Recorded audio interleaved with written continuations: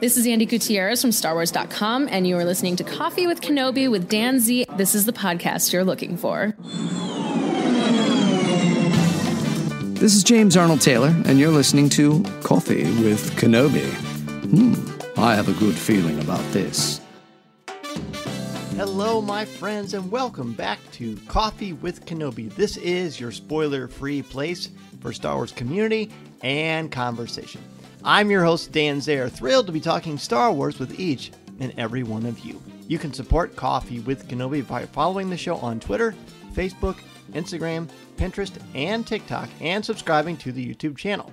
Help spread the word by tweeting that you're listening, share it on Facebook, or invite your friends and family to tune in and share a cup of coffee with us. Coffee with Kenobi is a proud member of the Spreaker Prime program. I want to thank our official travel partner of Coffee with Kenobi, MEI and Mousefan Travel. If you are interested in a no-cost, no-obligation quote for your next vacation, check out coffeewithkenobi.com/mousefantravel and let them know Coffee with Kenobi and Dan Zehr sent you. Thank you also to members of the CWK Alliance. Find out how you can join the Alliance for as little as $1 a month and get access to exclusive podcasts, videos, and much more at coffeewithkenobi.com/CWK Alliance. On today's show, Tom Gross and Smooth Rivera join me to break down all of the amazing events, experiences, and themes in Part 5 of the Disney Plus series, Obi-Wan Kenobi. So pull up a chair, grab your favorite coffee mug, and let's have some coffee with Kenobi.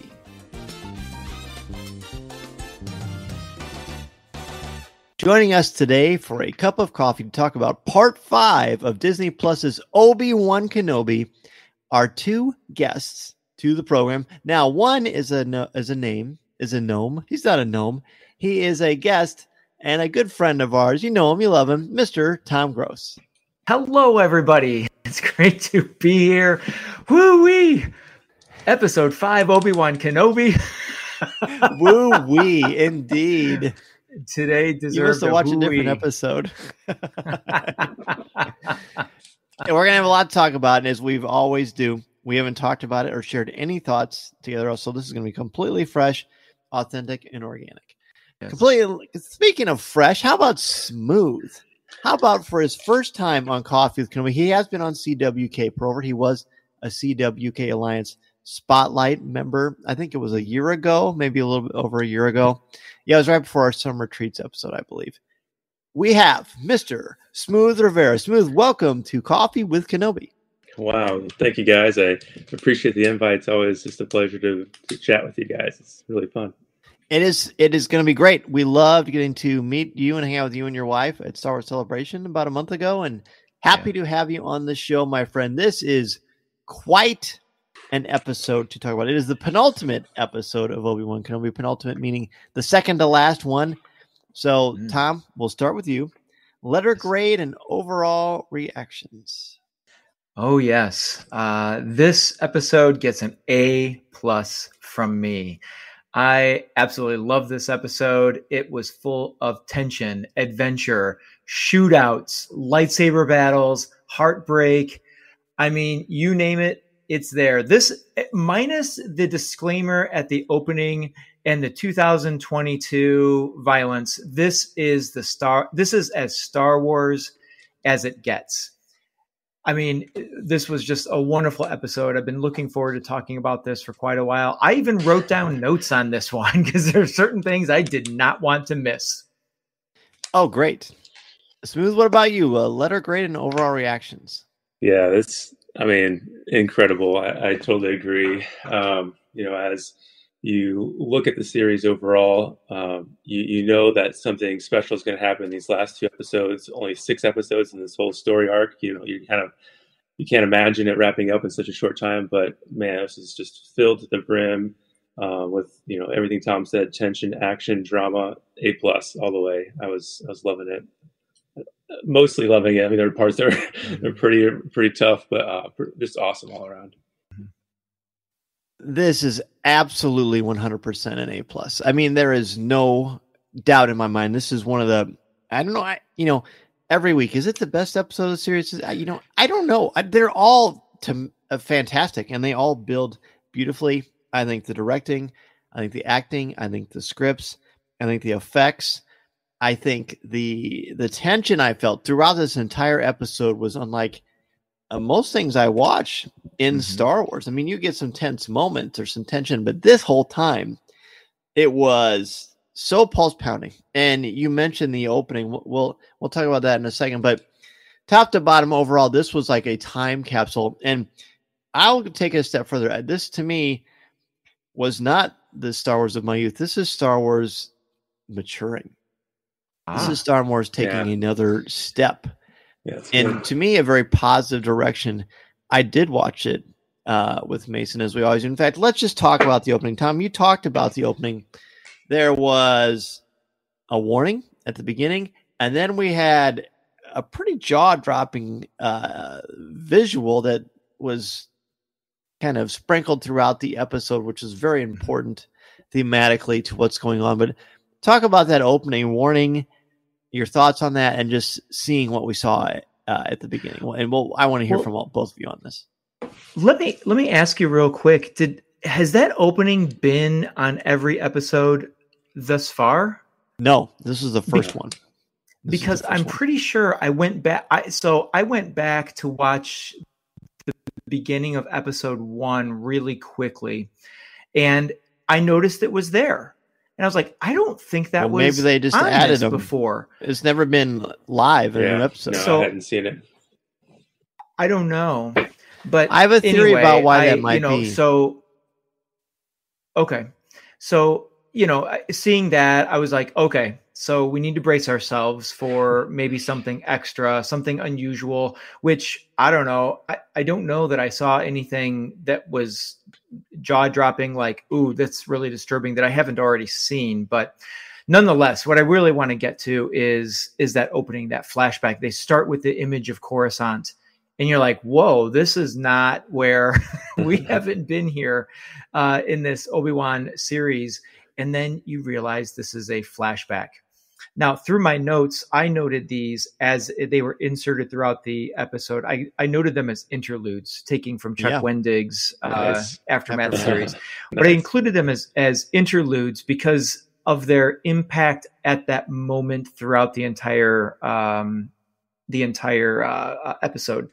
So I really liked the way that this was brought in. First of all, how nice to see, like, finally be able to see Hayden Christensen without heavy burn makeup or a helmet going on or something like that. It was great to, like, I was like, oh, that's great. I really enjoy that. But the conflict that you could see in both of their faces, as, I mean, obviously this was a setup to be a test, whatnot. But you could see that there was a certain level of tension that I think established something throughout the entire episode. And then I'm going to stop with saying this, when it snaps out of that episode right to Vader's face, just, whew, man, it was like stepping off of a short, when you miss the last step on a set of stairs and you have that that jump that makes your heart pop. It was like that. It was like, whoa, that I was not preparing for Vader. I was thinking that was going to be an Obi-Wan flashback, and it's actually an Anakin. Well, Vader. Anakin. I go back to I said this last time I was on, I go back to that interview you had with Hayden Christensen where you asked, is this an Anakin story or a Vader story? And he said, Anakin. And I was like, never seen Vader as that. I'm totally seeing it now. Yes. Well, I'll hold my reactions. Go ahead, Smooth. Yeah. Yeah, I totally agree. It was, I mean, each episode has had so many surprises in so many good ways. I mean, starting with the first one with young Leia, I don't know why, I just never thought to see her in the whole series, and it's just been fantastic the whole time. And this one, just fantastic. Opening up, as soon as you see, the Jedi Temple setting, you're like, oh my goodness, this is going to be, this is a flashback, and you see them, the two of them interact. It's something. You just, being a longtime Star Wars fan, you just never would have imagined happening, and so it's just so cool to see them interact and then to see that it's Vader kind of flashing back to that. I think that at least through the episode really helped to just get inside his head and see that he is just more than this machine. Still, he still is Anakin inside there. He still has that turmoil, those roiling emotions, and it was amazing and powerful, and to see both of them go at it again like their old selves was pretty special. When we see and I agree with you. I agree with both of you. When it starts and we see that caveat, that warning, it rang particularly true to me because the night before I'm a bit behind because of celebration and lots of things going on. Good positive things going on, but just I've been very busy. My pop culture consumption. People are always like, "Hey, you're watching the show? You watching the show?" I'm like, "Well, I do what I can, but I run a podcast that takes up a lot of my time. A lot of my pop culture consumption is the Star Wars thing, and I'm not complaining about that." But the day before I watched this episode, I watched the first episode of season 4 of Stranger Things. Yes. And I'm not sure where you all are. I'm not going to spoil anything. I've only watched a couple episodes so far in the 4th season, but there's a warning at the beginning about some disturbing images and violence against children. So as a teacher and as a father, it's hard not to think about the real world and horrific violence that happens in schools. Sorry, I'm not being political. That's just a fact. Yeah. Hard not to think about that as a teacher and a dad because it affects me in 2 different ways. And so I'm very cognizant of that. So when it flashes, I paused it and I said to Mason, "What do you think, buddy?" Because I want him, he just turned 9. I want him to have a little bit of agency. He's seen the Star Wars stuff. He's seen the Marvel stuff, But we're a very peaceful family, obviously. And he said, and he looked at me. He's like, "Well, I mean, what do you think it will be?" He goes, "It's just pretend, Dad." And I said, "You're right. It is just pretend. You're right." And so why don't we? I said, "Do you feel comfortable?" He goes, "Yeah, I want to watch it." I said, "Okay. If something is yucky or doesn't feel right, then we'll just pause and talk about it, or I'll just screen it and we'll see." He said, "Okay." But he goes, "But I think it will be fine." And it was fine. Yeah. It wasn't, but it was because the sequence that happens is, of course, the big reveal with Reva, which we'll talk about a little bit later. And I just feel like that, this is an old concept. I'm kind of going on a tangent here, but when the original Frankenstein with Boris Karloff originally was in movie theaters, in the 30s, 40s, there was a warning by the director. I think it was a director, or maybe it was just an actor. And he says, "What you're going to see is really disturbing. We want to warn you." Now, for our modern audiences, it's not disturbing, but for that time period, it was shocking. It was very shocking. So this is like a classic way to kind of give you a heads up. And I appreciate that they did. But I also think it contributed to the tension of the episode. Good, bad, or indifferent. It was just the organic nature of things. When I saw Hayden Christensen as Anakin Skywalker, and I saw Ewan McGregor as a younger Obi-Wan Kenobi, I mean, I cheered. I cheered. Tracy Canobio, Lucasfilm's one of Lucasfilm's longtime PR people, and a wonderful person. She had tweeted that she loves this episode so much before anyone had seen it, and I know her enough to know that how much she loves Anakin, how much she loves Hayden Christensen, how much she loves Obi-Wan Kenobi. So I thought, okay, something cool is going to happen, and it did. Again, as you mentioned, Tom, it was like an interlude is a wonderful way to describe it. It happens throughout the episode, but seeing it play out the way that did and realizing this is a training session, but there's a little more to it. There's a little more behind it. How many things like this have actually happened? I thought it was wonderful. It really sets the tone.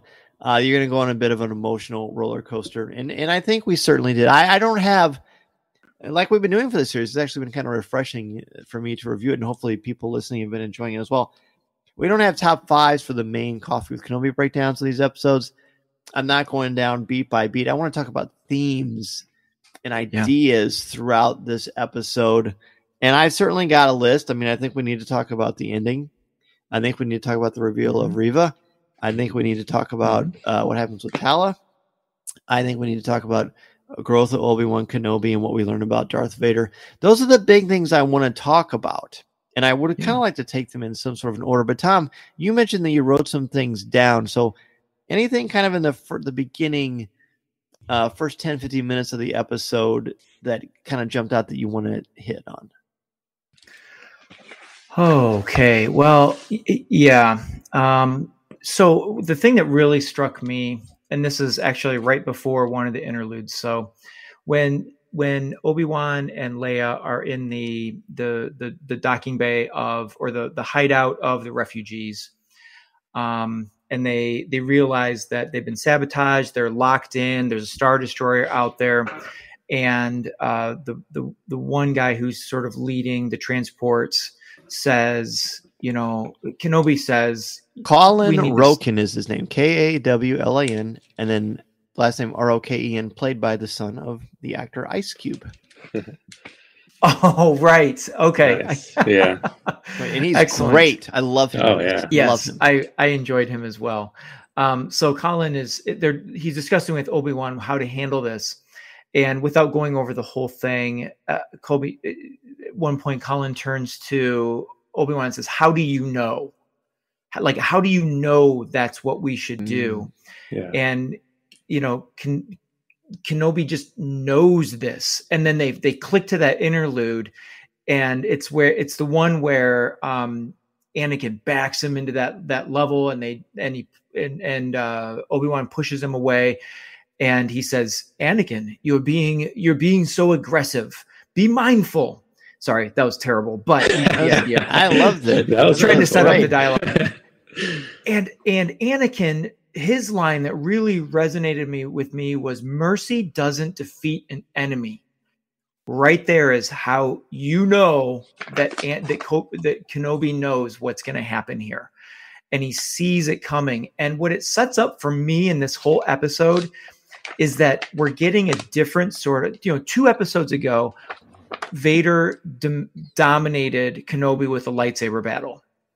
This is going to be a different sort of battle, but it's not going to have anything to do, well, at least between Vader and Kenobi, it's not going to have anything to do with lightsabers, which I love that sort of juxtaposition at this point. We're seeing Kenobi come back to the light, come back to the Force. And while he is not powerful with the saber, he's coming back into the Force. He goes to what he knows, and that is his mind, his history with Anakin, and his cunning. And he realizes in this moment, I feel like it's in this area. I don't know if it's this moment, but he realizes I used to best Anakin through my mind and my cunning, and not necessarily through power. Because through every one of these interludes, Anakin is definitely more powerful with the saber, and I suppose in a way the Force. But the way Obi-Wan defeats Anakin every time is with his mind and trying to get him to be more mindful. But he knows without that master, he doesn't have that mindfulness. And so I feel like I was like, I think Obi-Wan's going to be a step ahead in this episode. It never really felt that way, but in my mind, I said, there's purpose for all of this. Yes, and it's great storytelling. Smooth, what do you think? Yeah, no, I think that you just definitely see the progression that Kenobi has had over the last several episodes. At the end of episode 4, where he's getting back in touch with the Force, you see him also in this episode start to take back control of that confidence and that leadership, and that, like you said, that mindfulness of what's around him, of what he knows, of what resources he has at his disposal, and how to use them best, just like he did in the Clone Wars days, when he would throw himself in situations just himself and he'd be able to get out of them. Right when in those first opening sequences, he really takes charge. He takes a leadership role as far as what to do and how to best serve the people, along with, Colin, to help get the people out of there. But yeah, I thought that was really cool to see Obi-Wan's growth in that way. And then, like you said, to start to use his, like you said, cunning, I think his intelligence, his wisdom to really know his enemy, which is also his brother, and he knows how he's going to think. And because of that, he knows how he can, best address the situation. Yes. Obi-Wan is not, he's getting closer. He's closer here than he was at the beginning of part 1. Right. He's still not making wisecracks, which I've maintained that's when we'll know he's fully in his skin. And I really still firmly believe that. I think that's a character thing. but he talks a lot more in this episode. He's much more vocal and assertive, not in an aggressive way, but in a leadership role. And I'm glad you brought that up, Tom, about Leia. Do you trust me? I trust her. Brilliant. Establishes a connection, helps to empower Leia to be herself. And I really like that so much. I like the natural hesitation that Colin has, which makes nothing but complete sense. Yeah. He doesn't want to sacrifice all of his people, and he shouldn't want to. But that's not what Obi-Wan has in mind. We do see that Vader has a plan. We're going to box him in, and I don't remember Reva's exact line because Reva, we haven't mentioned, Reva does become anointed the Grand Inquisitor, which you just kind of feel like, okay, something's off here, but okay, she's a Grand Inquisitor. Vader's like, okay, Neil, here's your badge. I thought it was funny they had a badge that they pop on there that she's like, I don't know, is that the gift shop? Pretty great. But they're going to sell those at Celebration. Everyone will love them, and they should. Yeah. But he said, and I don't remember Vader's line, is like, I don't want to, what does he say? I don't want to stress, I don't want to pin them in, I want to pin him in. What do they say exactly? Usually I write these things down, but I didn't write it down. I didn't write it down either, but it's... You know what I'm talking about. Yes. He says, I'm trying to make him feel pressure, not anybody else. I don't worry about anybody else. I'm worried about him. I want him to feel the anxiety. I want him to feel the stress. Right. And, it works, but it doesn't work. It really doesn't. Gosh. So the Imperial blockade, not blockade, but the bombardment happens. So are there any other key moments before we get to Reva showing up at the base that you want to address?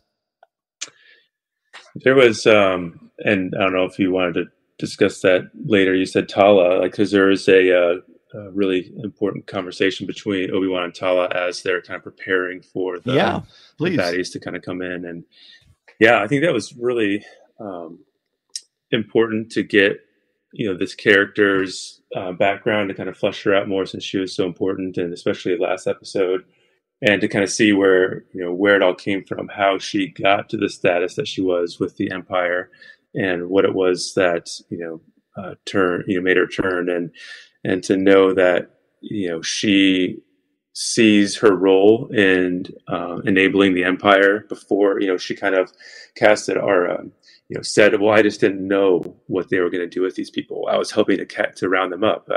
I didn't know what they were going to do. But when she finally did realize it, she had enough, and then she's trying to make atonement. I loved how she had like the notches in her belt for all the ones that she saved. And she's like, and I wrote the line down because I thought it was really impactful, because Obi-Wan had said there's some things you can't forget. Like, I think it was last episode. And then she brought it back full circle. She said, yes, some things you can't forget, but you can fight to make them better. And I was like,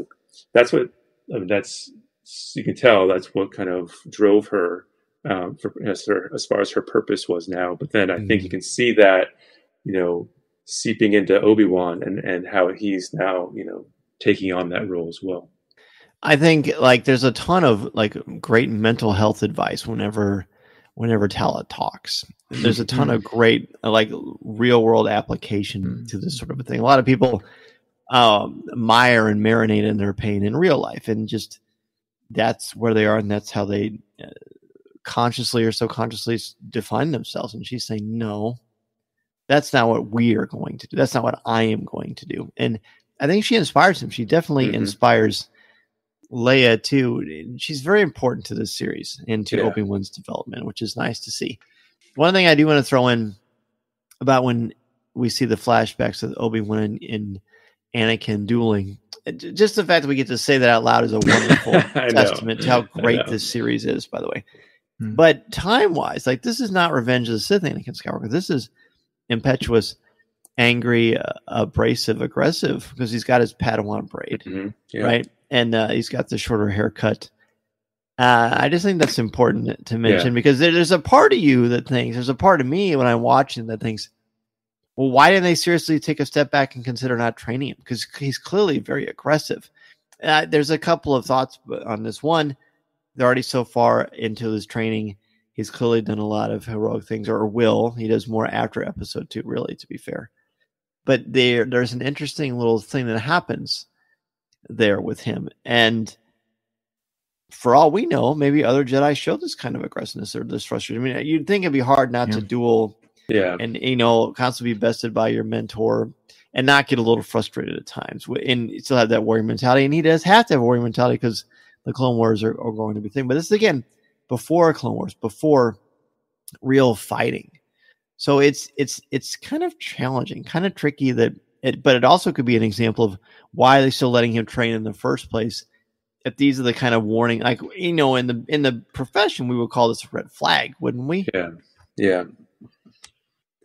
I mean, I guess I just feel like, Obi-Wan, Obi-Wan has been with him for so long. Right. And if we're talking about the time period where he's it's the interlude fights, I think Obi-Wan recognizes it, but also out of duty to Qui-Gon Jinn, but also learning who Anakin is. I don't know that it resonates that way with Obi-Wan. He sees it just as, I feel like he sees it as that's just who Anakin is.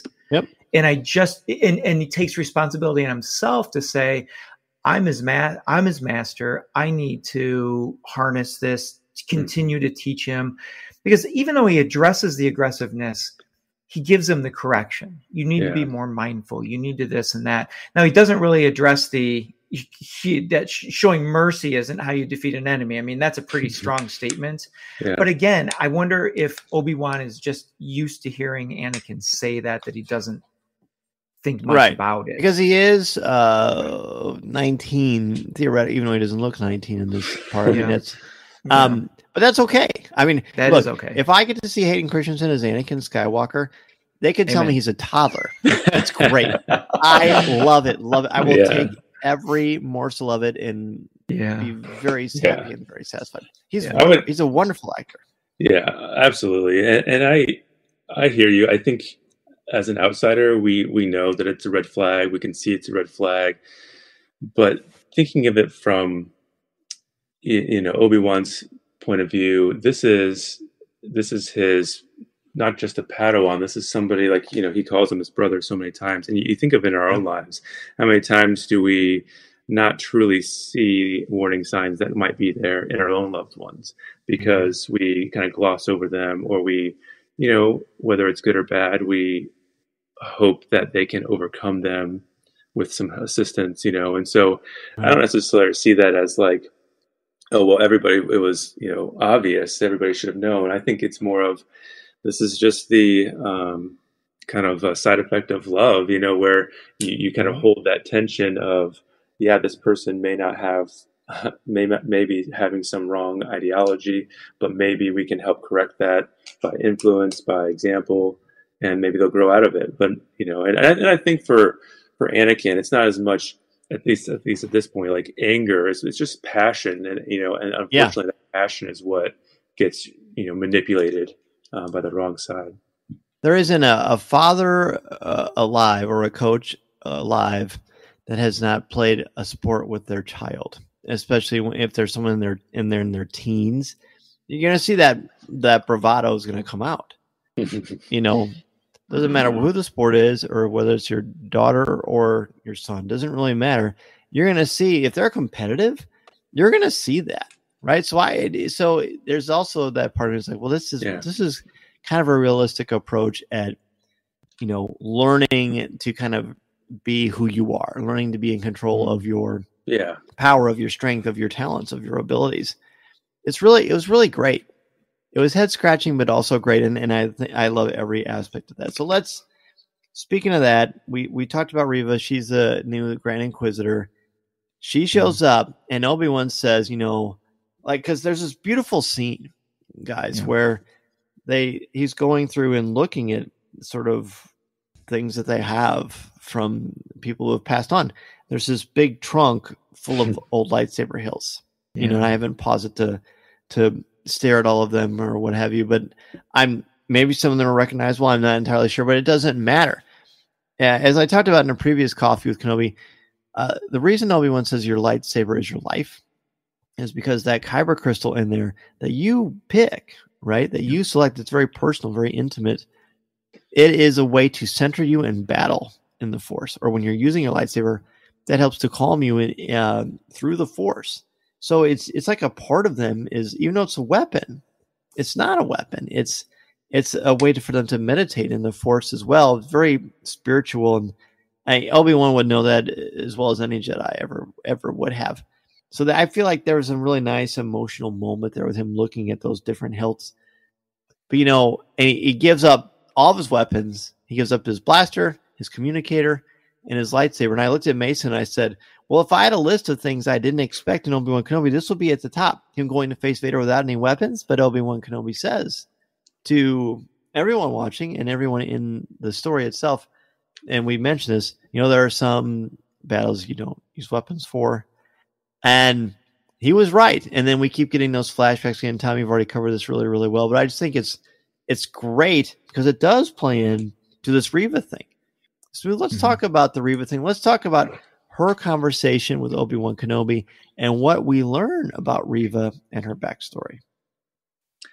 Yeah, how surprising to get a flashback even further back, with her, as far as, I guess it wouldn't be further back for Anakin, but for her, I mean, just to see her backstory and just the tragedy that she's experienced, and you can kind of see where that anger comes from, where that, it comes from her deep sense of betrayal, deep sense of loss. And, I was thinking back to the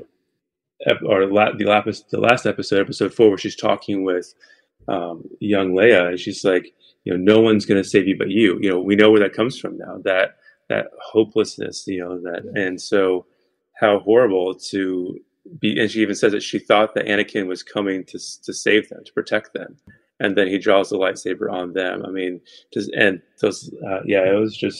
was traumatic, to see through her eyes what she experienced, and then to see, and then the reveal of what Obi-Wan kind of pieced together is, you're not really here just for me. You're here for Anakin. I was like jaw-dropping, like, yes, wow, amazing storytelling, amazing, plot twist kind of, it was fantastic. She didn't. He says, "How could you know?" He says, "Vader would have kept that hidden." Yes, you wouldn't have told anybody that he was Anakin Skywalker. How did you know? And then he pieced it together. We see the flashback, Tom, of Order 66 again, and instantly in my brain I thought, okay, this is why there's the warning. At the time of this recording, whenever Mason has watched Revenge of the Sith, he's actually only seen it once, and I believe he was 7 or 6. And I had him close his eyes for that part because I didn't want to have to put that in his brain when he's 6 years old. So that was as new to him as it was, to anyone who had seen any Star Wars for the first time. And it's very powerful. I want to talk more about it. Smooth already had some beautiful insights, but I want to see what you think about it too, Tom. Yeah, this part of the story really made me like it helped me to connect with Reva. Yes. And I felt so sad for her because her rage and her anger, I was like you're misguided. And your rage is at the wrong person, because it finally gets to, because I still was like, why is she so angry at Obi-Wan? If Anakin's the one that murdered the younglings and she witnessed that, why is she on his side? But she comes out with it because she goes through the grief of it. She says, I thought they were there to help, as you said, Smooth. And she then kind of blames herself and says, I was too weak. And then she says, I played dead. Again, a sign of weakness and in this tragedy and this horror. And she says, they were my only family, which resonated with me because Obi-Wan had just shared with us that they, in talking to Leia, that the Jedi were his only family. He has these fleeting moments of maybe a brother or something. And so I'm getting the connection here. And she says he slaughtered them. And this is where it was. And I was like, no, because she says, where were you? Yeah. And of course, they're talking through a wall, which is symbolically the divide, like is a divider between the two of them. Nice protection a little bit for, but it allows them to talk, but it's definitely like this division. And she says, where were you? Why didn't you stop him? And I was like, no, like I wanted Obi-Wan so bad to say, I was fighting a war. I was fighting Grievous. I wanted him to go through all that, but it wouldn't have made any difference at this point. And you mean she was too far gone, and it just really made me feel bad for her. But it did help me to understand her rage a little bit. I did want to say one more thing about Reva regarding Vader and I don't mean to do this jump, but with the indoctrination of Grand Inquisitor, did that at all remind you of the scene when Palpatine makes him Darth Vader? Oh, 100%. He tells her, kneel. Yeah. You are now Grand Inquisitor. And he can't give her a lightsaber. And so, or, whatever. So he gives her the pin. I thought I didn't think anything of it a pin, but Kaylee, my oldest daughter, was watching and she goes, what's that? She called it out right at the beginning. Yeah. She's like, what's that? I said, it's the Inquisitor pin. She goes, we've never seen Inquisitor pin before. I'm like, just go with it, dude. Just be quiet. Anyway, I was like, I wonder if Vader, and this was before I realized what they had done to Reva. But at that moment, I was like, I wonder if Vader can see some of himself in her rage. And if he had a connection to her and that's why he was willing to give her this chance. I mean, we know differently now, but that's where my mind was at that time. So much, we learned so much about Reva in this episode. I loved that. If there's anything that this series has shown us about Darth Vader is he is that cruel, cold-blooded, calculating enemy that we've seen in the Kieran Gillen and Charles Soule comics. Yeah. He is nasty and horrific. He definitely, like you said, we definitely see quickly there's zero empathy. There is zero compassion. He doesn't care. And he's willing to be, exactly. I was going to say he uses somewhat of a long game here because he ultimately says he knew her intent the whole time, but he knew he could use her. And that's right. That scene helped me because at the very beginning, I think it was episode 1 or 2, where she says, "Oh, you didn't know Anakin is alive." I was like, "Is it 2?" Yeah. I was like, "How did she know?" Like immediately, I told Lauren, I was like, "Nobody's supposed to know that that's Anakin." So I loved that we finally kind of understood it wasn't just a slip in storytelling. Like there was a real reason for that. 100%, and it also makes sense. And I alluded to this last week. It makes sense in part 4 why I thought that she was purposefully stalling. Trying to get information from Leia, from young Leia. Like it was very clear to me she didn't want to hurt a child because you do this to yourself. But she keeps delaying it and delaying it and delaying it. And now I see why. And I had a feeling we're going to get something. I didn't know what it was going to be. I didn't know how or why. But there was something there. And this is it. Yeah. She, it is so horrific when she says, I felt their bodies go cold. Oh, my gosh. Imagine the guilt, the anger, the aggression, the frustration, the hate that comes from that. That comes from a place of love. What is it like? What is it? I don't know what the exact quote, but it's something like hate or sin. Usually there's one misstep on the road to love and it leads to something like that. Yeah. And it's very evident here. Yeah. Very evident here. I was very moved by her story. And I think Obi-Wan was as well. And he doesn't officially say, all right, well, they don't officially agree to team up, but they do agree to team up because here comes some moments in storytelling that we will not soon forget. We're going to take a break. When we come back, we're going to talk about the Sith Lord, Darth Vader. This is Coffee with Kenobi. This is Vanessa Marshall, and you're listening to Coffee with Kenobi.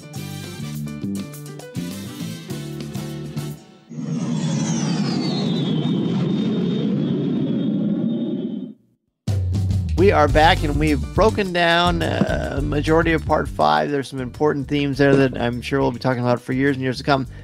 But now we need to talk about Darth Vader. Look, we love seeing Vader kind of come into his own in Rogue One. And when I say come to his own as far as earning that reputation that he has, we've seen him in Star Wars Rebels. But in this second half of Part 5, guys, it is a Vader unleashed. Look, let's talk, I guess, about... Well, let's just talk about the whole thing. What stands out? What are the key moments? We don't necessarily need to summarize them, but I think there's some really powerful, great stuff here that ties into the interludes that you refer. Was it interludes that you talked about? Is that the word you used? Mm-hmm, it is. Yeah, go ahead, Tom. Yeah. Well, I think it doesn't all begin, but where it begins for me regarding Vader is when Reva says, just sort of in general, when Kenobi's shackled and on his knees before her, she says, "Inform Lord Vader, Kenobi is ours."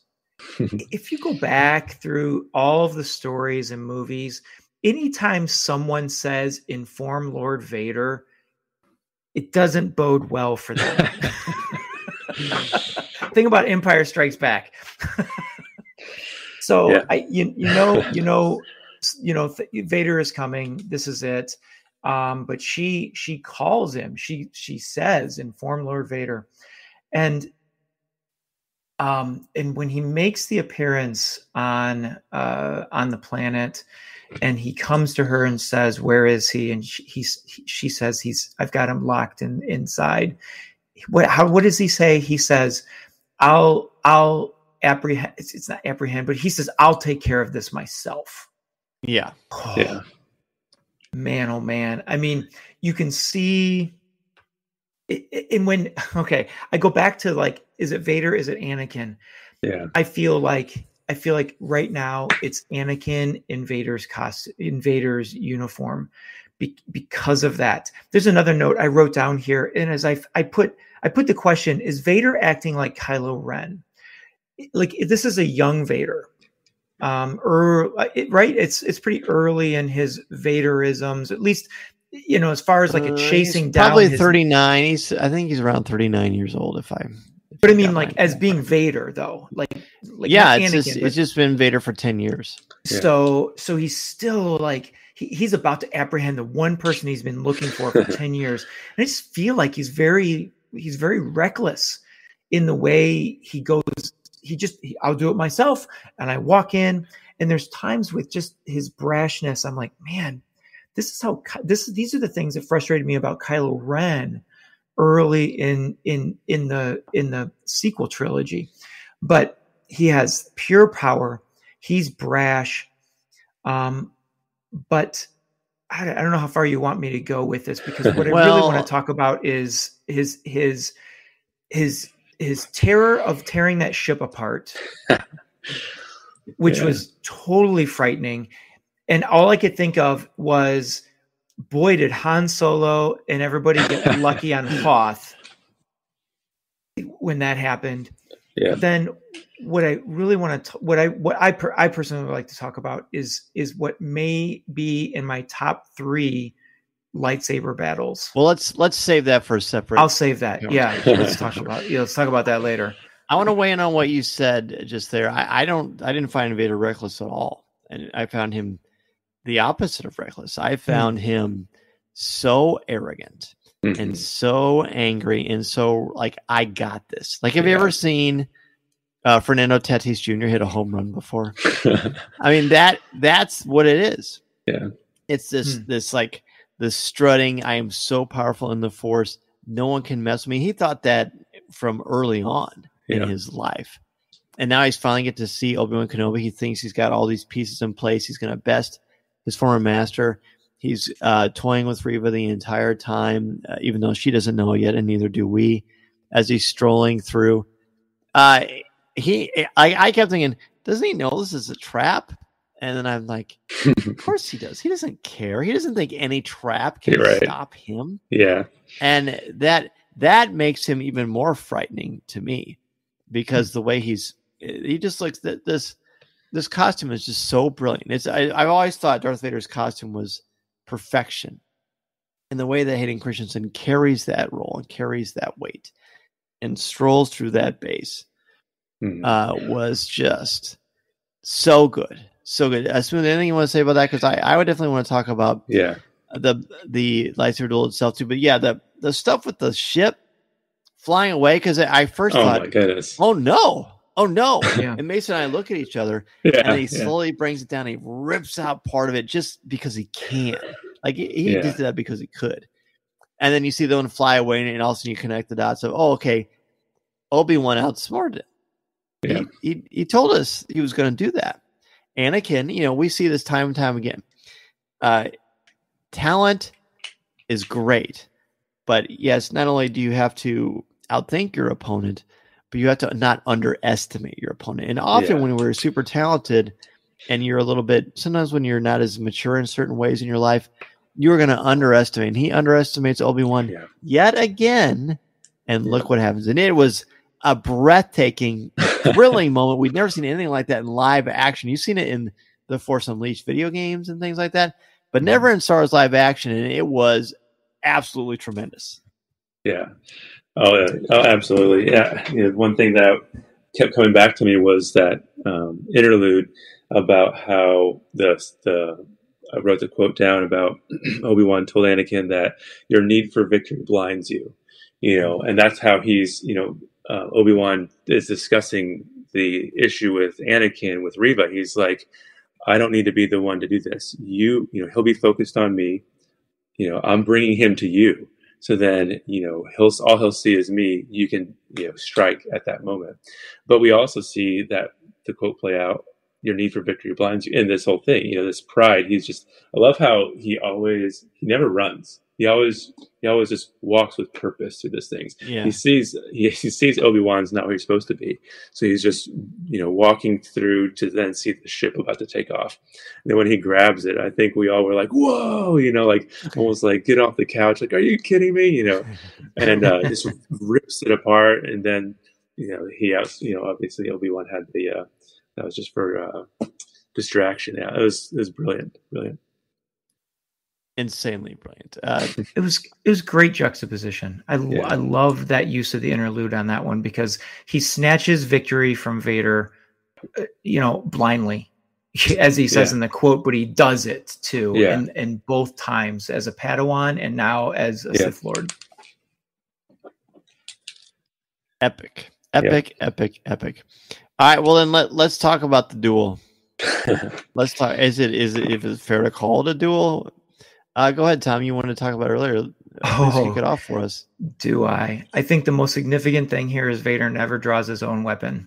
That is absolutely amazing. And what great, I'm not sure what the word is, but it's like showmanship. What direction? I'm just going to go direction, where she starts with a lightsaber and he rebuffs everything, not with another lightsaber, not with a weapon, but solely with the Force.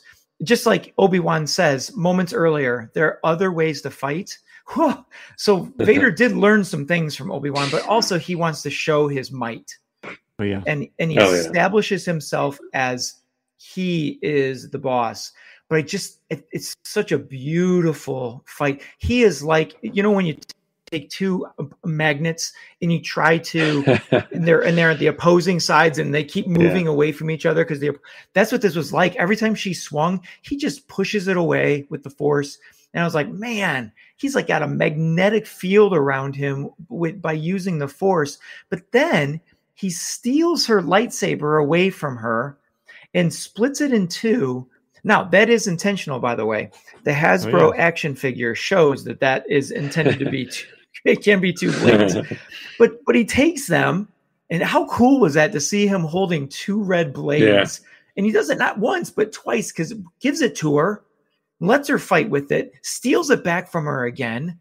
I'm just like, you're right. Maybe calling it a duel is giving too much credit to the battle, and shows just either how dominant he was, or how weak she is, and maybe it's somewhere in the middle there.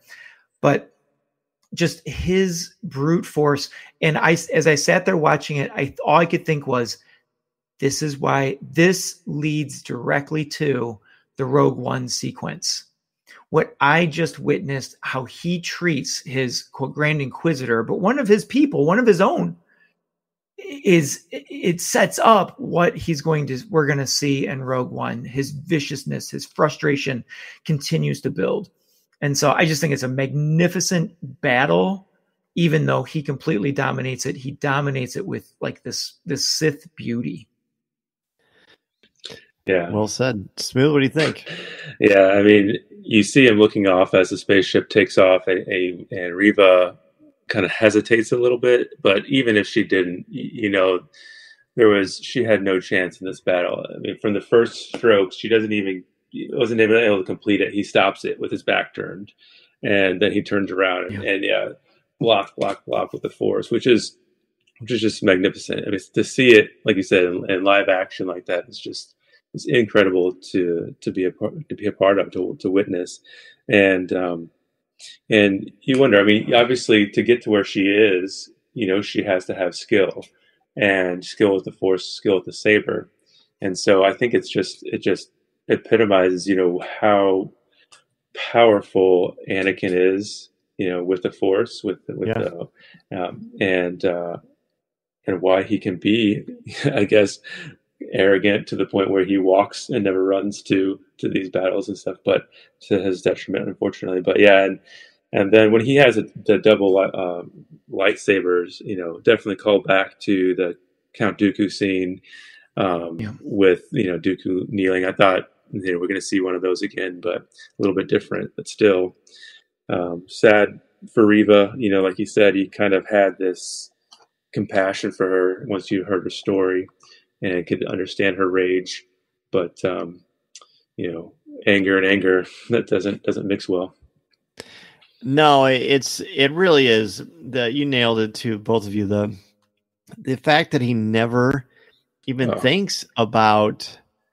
I mean, it's basically the equivalency of when you see like those old movies or old stuff where a kid is running and a bully or a big brother is like putting his hand out and putting it on a little kid's forehead, and they're running towards him. They can't reach him. They can't hit him or punch him or anything.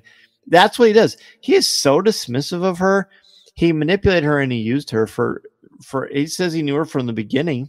So imagine knowing that, like, I murdered all your friends, and I'm going to let you hang out with me for, 20 years or however long 10 years, and think you have a chance against me. The reveal that she is only doing this because she was using Obi-Wan as bait to get to Vader and to distract Vader is such a brilliant masterstroke in storytelling. But here we see that it doesn't matter. I mean, I don't think anyone would really believe that she had any kind of a chance against him at all. But she didn't. I mean, we know that Inquisitors are not Sith. And we know that Inquisitors are tough. But the reason their lightsabers do those little spins and those tricks is because they're not good enough without that. They can't take on a Jedi necessarily one-on-one without these little tricks and cheats. Even the Grand Inquisitor himself. When Vader slows that thing down, it's almost like our heart beating up at the same time because we know what he's doing. And the fact that he just uses the Force to deflect all of her attacks with grace and he's just so dismissive. I should probably get a thesaurus as an English teacher, but that's really what he is. And then when he uses her lightsaber and then he gives her her own back, I'm like, yeah, sure, let's try it. It's so rude and just brash and just deliciously evil. Yeah. It's from a fictional perspective. Like you said, this is if we do a top 5 duels, Tom, like this is going to be hard to keep this one out. Because it's just so one-sided and such a display of power and confidence and talk about, we talked earlier about how Vader / Anakin always dismisses his opponents. Yeah. He's really doing it here. And you can see why, because he is that good. Yeah. But one thing through the interview that you keep bringing up, Tom, which I appreciate you doing that, where I got to talk with Hayden, and he says he thinks of them as the same person. I never thought that. And I thought, well, even when he told me that, I'm thinking, okay, I can see that, and I'm sure there's parts of the story I just don't know or whatever. But maybe he just feels a connection that I could never possibly understand because I'm not an actor. I haven't played Anakin Skywalker or Darth Vader in any way, shape, or form besides with an action figure or home with my kids. But now, to me, I don't know if I'm going to look at Darth Vader the same. Again, I've said that throughout the series. But no, he is Anakin. He knows what he's doing. Yeah, he's angry. Yeah, he's sad. Yeah, he's frustrated. But no, he's just a jerk. He is mean. And I never fully saw Vader that way besides stuff in comics. And now, it's sort of put an asterisk in my brain of him. Is he my favorite Star Wars character? Now, I don't know if I can say that anymore. I'm not sad about that. I'm not sad about that because I love the great thing about stories, and the thing that drew me to education and being a teacher anyway, is I love when stories make me think and make me look at the world differently than I have before. So the fact that it's doing this with such panache and style and wizardry and stunt work is just an absolute. It's like Thanksgiving fandom feast for Dan Zehr, and I love it. I love it. Absolutely. Yep. Yeah. Yeah, man. Amazing. I mean, it was just incredible. The action sequences that are provided, and then we see the reveal with the Grand Inquisitor back. Like that's another one. It's like we were wondering because obviously we saw him in Rebels. Like is that the same, was that a different guy then? So that was another surprise reveal. I want to talk about. I definitely want to talk about that. But go ahead. I didn't mean to cut you off. No. And so that was just really a twist that I didn't see coming. I wonder if we'll ever know, what happened, how they got him back. But and I then think we do know actually. Oh yeah. Yeah, but go ahead. Okay, I was just saying this the twist of the knife there at the end. We had Vader almost mocking her and how he toyed with her at the end, and then the Grand Inquisitor comes out, kneels down, and says, how revenge is I don't know, I didn't write the quote down, but it's like it inspired him to come back. This whole revenge to get her, but then he takes the pen away from her and says, as if you were ever worthy of this. It's just like poor Reva. I know. Yeah. Go ahead, Tom. So, I mean, he says that, you back, we're going to put you back where you belong in the filth or whatever. I can't remember exactly the line, gutter, I think. But in the gutter. I mean, how much lower could Reva feel at this point? She's laying there on the ground with this mortal wound, and the guy that she thought she had dispatched with is back, and all of that. It's just, oh my goodness. I mean, I guess if you want to say she gets a glimmer of hope, it's that, she's going to get a tidbit of information from the carelessness of the comm that Anakin or Obi-Wan had put entrusted in I can't remember his name, but back to the Inquisitor. When he walked out, my daughter goes, "Oh God, I can't stand that guy." Oh no.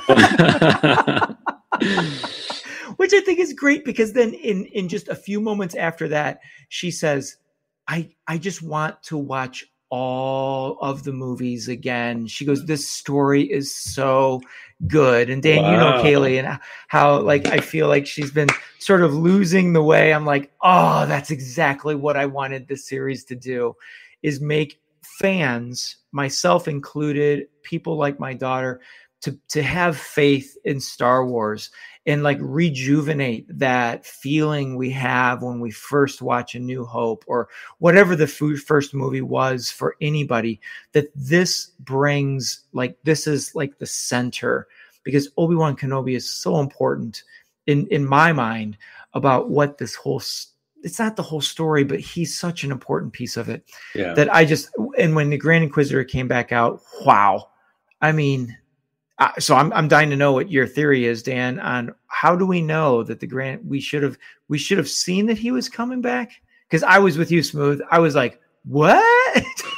I knew he had to, because he's the one that, 4 years before A New Hope, which is 6 years after this story, is the one who fights Kanan and Ezra. Okay, yeah. Right? And it's the same guy. I didn't know how, but he tells us, and Mason and I had an interesting conversation about this. Revenge is a great motivator. We know the Sith use anger to try to stave off death.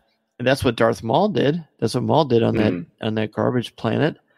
That is what we've seen through a lot of different things. That's what kept Vader alive. I mean, anyone else would have died on Mustafar. Vader didn't die. He was angry, and plus he had some instant help, but that anger kept him alive to that moment and that pain. So to me, unless they pulled some trickery or slay of hand on that planet, which the name is escaping me, then no, I just got mad enough. And then Mason says to me, look at Darth Vader, Dad. He's all mechanical, and he was cut up and wounded really bad. Why couldn't they have done that to the Inquisitor to heal him? And I thought, you know what? That combined with the anger thing, that makes perfect sense to me. And maybe we'll see more about that, or maybe it doesn't even matter. But I think it's very likely that those things combined worked out, and he got his Grand Inquisitor Chick-fil-A badge back, which I thought was great too. Yeah. So yeah, that was super cool. But let's talk about the end. Bale says, I know it was a risk to communicate with you, to reach out to you. They're really sloppy, and there's this wonderful ending. And as if the whole episode wasn't tense and stress filled enough, then you see a shot of Luke laying down asleep, and the camera zooms in on him, which is a great way to direct that sequence. And the camera work is really smart. The vulnerability of Luke Skywalker, even though we know Luke's going to be just fine, it's frightening. It is absolutely frightening. A terrific ending to a spectacular episode. And Reva isn't even dead. I mean, the Inquisitor and Vader are so dismissive of her that even when she's not dead, they don't care. In fact, I feel confident that Darth Vader probably is thinking, yeah, come get me later. Good luck. Good luck, kid.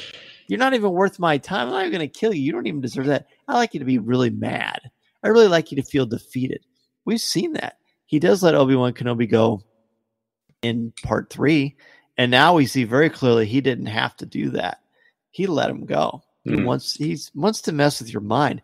That, ladies and gentlemen, that is the influence of Sheev Palpatine at work.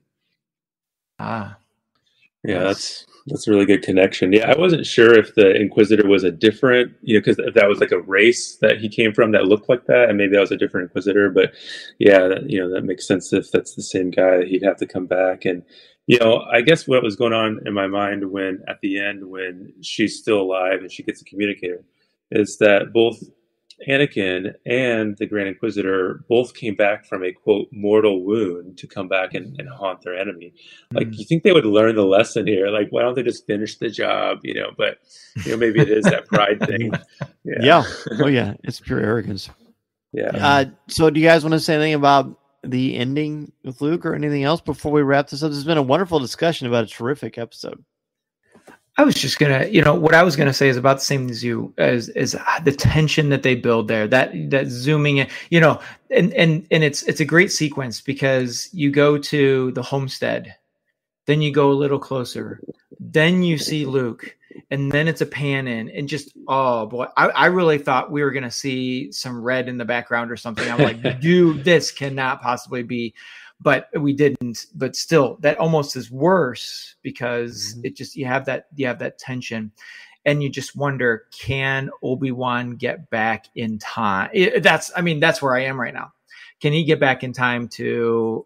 I mean, again, we know the answer to that, but it's the answer of how does he do that? Yeah. And so I thought it was an unexpected ending to this episode. And boy, I just can't wait for the next episode. Holy cow. Yeah, I thought it was incredible. I think the one thing I was going to just really quickly go back on was one of the quotes that stood out to me in the interlude where Obi-Wan finally said at the end, he's like, Anakin, you're a great warrior, but but your need to prove yourself is your undoing. Until you overcome it, a Padawan you'll still be. I think that stood out to me as an important line, because when we see him in A New Hope, finally he says that line, like, I am not the learner, I'm finally the master, it's like, when I left you, I was but the learner. Yeah, so maybe he still feels that way because of these failings that he's had in this series. But then, to end it back on Tatooine, I thought that was brilliant. To kind of bring young Luke into this series, and again, it just kind of, the tension continues, and you wonder, just as every episode has, like, how can they end this? Only 6 episode series. So we'll see. It's been amazing, an incredible ride, and I think they've earned our trust to finish it strong. I don't think we could end on a better statement than that. Well, Smooth, terrific job. I knew you would bring your A game, and you were tremendous. Thanks so much for being on Coffee with Kenobi. Yeah. I hope you'll come back sometime. I appreciate it. It was just an honor to be a guest, and absolutely, I'd love to. And I know you have a very low-key presence on social media, but is it fair to say that people can reach out to you in the CWK Cafe? That's exactly where I would be. If you need any questions or comments, you'll find me there. Love it. And Tom, what about you, buddy? I think I know the answer, but let's just remind our friends anyway. Okay, sure. On Twitter, you can reach out to me, and I'd love to hear your thoughts on Kenobi, on Reva, Vader, even Tala. We didn't talk a whole lot about Tala, but we didn't. And her sacrifice. You know what? Oh man, let's do that real quick. Let's do that. Can we? Because if you don't mind, that was going to be my final thought. Please, so I'll just say what I had on my mind about her is, because it was such an emotional conclusion to her sacrifice. When she pulls out the thermal detonator and Obi-Wan screams, and all I could think of was, why am I so invested in this character? I really haven't seen a ton about her except this, and this is where the storytelling across platforms comes into play, because we understand her sacrifice through Rebels, through Bad Batch, through Rogue One, the soon-to-be Andor. So we know who Tala is. Not Tala as a character, but we know who she is and what she stands for. And we know how important those people are to the rebellion. So when you lose someone like her, and we see her at her best when she's playing the Imperial spy, and then she turns it, and she's really good at what she does. She is a major loss to, and it's not quite the rebellion yet, but she's a major loss to that movement going forward. And so it's so emotional, but we didn't have to have a ton about her, because we quote know who she is, which is, again, magnificent storytelling that threads through this era. She's one of my more favorite characters in Star Wars, and the actor's name is escaping me, so I apologize for that. But she's just a master class in perseverance, dropping some sage wisdom to Obi-Wan Kenobi repeatedly, and the fact that we hurt when she's gone just shows how much of an impact she had on all of us. Yeah, and the way that they did it, again, the cinematography and the directing, to pull in like her droid, who was, you could tell they had a special bond and long standing relationship, working together, to have the droid as her shield to give her those last few moments. And again, kind of going back to what we said about her influence with Obi-Wan, as far as, fight to make it better. This also, I feel like, was really something that probably has stayed with Obi-Wan through the rest of his years, the sacrifice that she made, and he was right there to witness it. And just like in Rogue One and other ones, like you said, Tom, it really this makes it feel, we feel the cost of the war. We feel the cost of the rebellion, and what it really, and how deep it really was. Absolutely. So Tom, thank you for reminding us of Tala, because she definitely deserves to do. We could do an entire show on her. Sure. But go ahead. Right. So reach out to me on those on Twitter at Draftline, DRAFTLINE. And if you'd like to hear of a different sort of heroes, villains, and adventure, join me on Teachers in the Dungeon, the podcast that I co-host. Catch that on any of the podcast areas, but we are out there on Twitter at Dungeon Teachers. Listening to Coffee with Kenobi, you are, with Dan Zehr, the podcast you're looking for. This is...